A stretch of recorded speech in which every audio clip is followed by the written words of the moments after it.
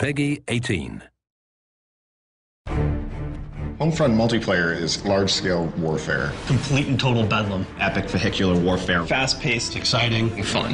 HomeFront multiplayer takes place during the occupation wars. This is the time when the Korean army was invading the U.S. after a deadly EMP attack and cyber attack. The remnants of the U.S. military are kind of off, still trying to hold on and fight off the Korean invasion as best they can. The battles really take place in various locations, from suburban cul-de-sacs to department stores to a highway interchange, so you get to experience a wider swath of America.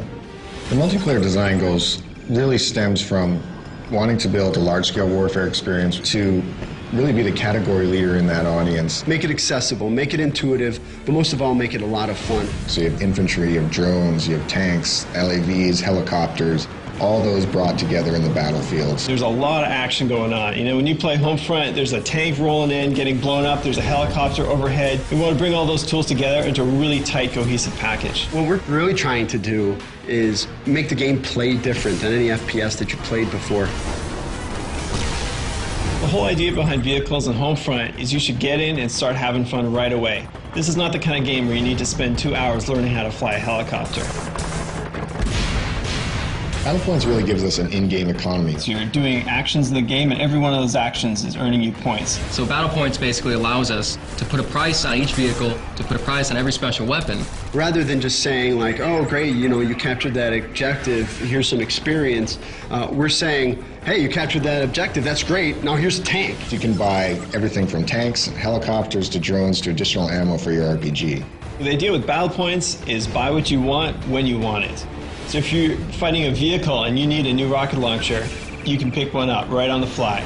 The near future setting for HomeFront gives us the ability to bring in some near future technology like drones. What drones add to the game is a lot of new and interesting types of ways to fight your enemy and to fight them without putting yourself at risk. I may spawn in the game initially and deploy my recon drone, and I start marking different targets.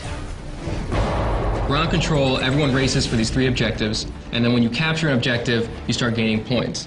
Now, when you gain enough points, it'll actually push the whole line over to the enemy section. You're not spread out amongst a vast area. You feel the infantry-style combat, that intense battle for the objective points, as well as have the epic vehicular warfare reigning in.